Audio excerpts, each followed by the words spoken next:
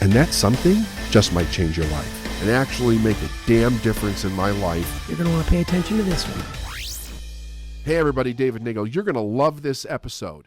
But I think that if we approach it from the idea of letting Spirit lead, where we're saying, what do I notice about this? We're going to start to see the joy.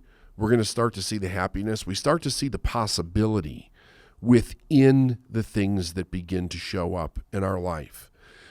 Because inevitably, we always find a way through. The question is, why do we have to kick and scream in the beginning in order to find that way through further down the road? What if we found it up front much further? So it's really a way of thinking. It's a choice that we can make in our life to say, what do I notice? What is it that I'm hearing inside of me, this spirit inside of me that's telling me which way to go in my life? What am I hearing there? And then really looking outside of yourself. So here, what I suggest for people is that they find a way to get quiet in the moment, whether they take themselves aside for a day or for a weekend and they close the door, they shut off the phone, they shut off the internet, they shut off the television, and they just be really quiet with themselves and listen.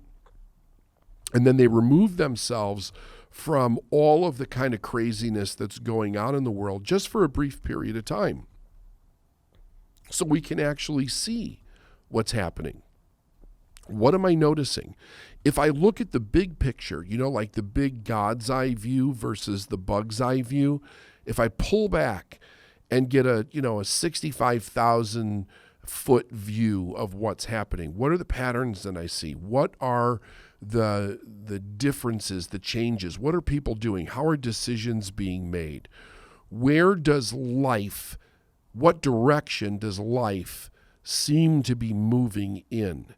And then it's what of this observation that I'm making sparks something in my soul. But if I say, hey, you know what? I understand that these changes are coming. I don't know what they are. I can't even pretend to know what they are. If I try to determine what they are, they'll probably be completely different anyway. But here's what I can do. I can wake up every single day and approach my life with this idea that Spirit is going to put something in front of me to guide me. I have to be aware enough to notice what that is, which means I have to practice noticing things. I have to practice allowing my imagination and the stirring of my soul to go into an idea that might be extraordinary, but in the very beginning, it might seem completely ridiculous. Because almost everything that's ever been invented, that's ever been created, that's done to make humankind better, in the beginning stages of it, very often it's ridiculed. And very often it comes out of some kind of hardship, almost a necessity for life to find a way through regardless, even though there's a tremendous resistance around it. But what if we didn't resist it? What if we just said, hey, I know that something's coming. I don't know what it is. It might very well indeed suck. But if I say, you know what, Spirit, show me the way through, then I'm predetermining in my mind my attitude of how I want to show up to this thing that we call life. What am I going to do? What am I going to do? And we see people totally freak out. But here's the problem. It's always going to change. I don't care who you are, where you're from, what your background is. Life is going to change from one day to the next. And sometimes it's big changes. Sometimes it's painful changes. And sometimes it's great changes, like things that we absolutely love. But change is the constant. It's the one constant. If I really think that what makes all the difference is the attitude that a person has when it comes to change. A lot of people might say, well, I'm 70 or I'm 80. I can't be making significant changes in my life. This is just the way it's going to be. And that's simply not true. Right. I mean, we've seen that in your rooms and when you're teaching at seminars. There are people who are going up to the mic that are well into retirement that are going to make a comeback because they feel called to do it. And that's the purpose that has been there from the beginning. Everything that a person needs to go along with the change is already here. And that's the whole idea behind the Let Spirit Lead message, is that if you let Spirit lead you, not only will it lead you into the change and through the change, but everything that is also from a resource perspective is also there for that person. Sure. But you have to be open to it to begin with. Yeah, absolutely. And when you were talking earlier, you made me think about that too often used phrase of waiting for the other shoe to drop. Like, imagine how your life would be if you didn't always think when things were going great, there's going to be some sort of a downhill. Right. Now, granted, the rhythms of life causes that, but even when it's down, that's a lesson you can take and you can learn from to get out of it much quicker. Yeah. I just think about all the time I've spent suffering thinking about, well, things are going really good, but you know what? That other shoe is going to drop. It's eventually going to come, and that's another way not to live. This is episode about how Brandon is learning how to live his life in a different way. So yeah, absolutely. Back in the days when I worked with Bob Proctor, he used to do something, it was kind of a chant, a mantra that you would say to yourself, and he would say, peace, be still, right? So it's kind of like close your eyes, let your energy just kind of drop in, put your feet flat on the floor, that type of thing. And, peace, be still, peace, be still, peace, be still. And kind of letting and also commanding your body just drop into a more peaceful, grounded type energy. Get the voice in your head to try to quiet down a little bit. So that's one way. I mean, Bob he literally would tell this story about how it would be so bad for him that he would, like he would be at work or at a seminar or whatever, and he would go into the bathroom, go into a stall, lock the door, and just sit down, close his eyes, and just try to find a space to be alone in the moment. I think that's okay, as a person's going through their day, but I really think people need to take some time, whether it's a day or a weekend or maybe even take a week, whatever, because I don't think we do this near enough. Go somewhere, right? Or create your house environment in a way where nobody's going to bother you. Shut everything off and just sit in the silence. For most of the world, today is just another Friday in March, winter's last gasp, holding on with all its might before the trees begin to bloom. The grasses turn to a deeper shade of green, and the sunshine becomes more frequent. On this day, however, it marks a significant milestone that many wouldn't give a second thought to. On this day, March 12th, we celebrate the life of the Dean of Personal Development in what would have marked his 100th birthday. That man, a complete legend in our industry, is none other than the incomparable Earl Nightingale. In the research leading up to this, because to be fully transparent, the only thing I knew of Earl Nightingale was what you had told me through your teachings, know, and it's very impactful from that regard. But when you start to go into the internet and start seeing all the things that this man was involved in and how he had his hands in it, and the way he lived his life is very, very interesting. And we'll get into more of that as this goes on.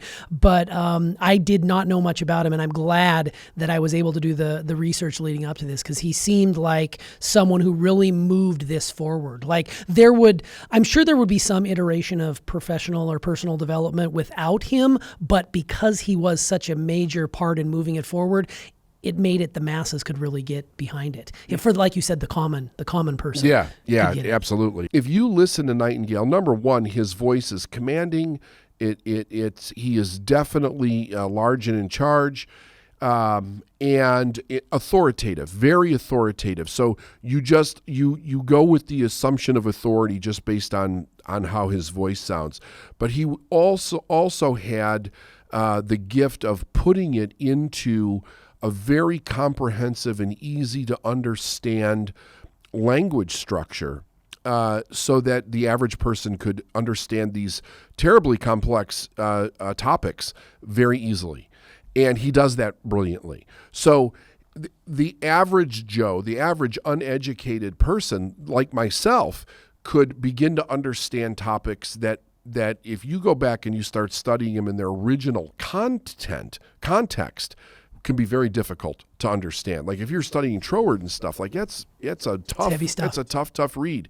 And he took it and put it down so that every person could understand it easily. And I also think they could find ways to apply it in their life where they could start to see immediate results. I mean, there is no telling how much of the world that we live in today was actually influenced by Earl and Napoleon Hill and Wallace Wattles, because very often people read and study these things in secret. And what I mean by that is that it's when a person is really struggling with answers, deep answers about life and spirituality and why we're here and what is my individual purpose, they know they have to do it in secret because nobody around them is going to take them seriously, you know. Plus, the messages can be very threatening to a person that is not looking to change anything.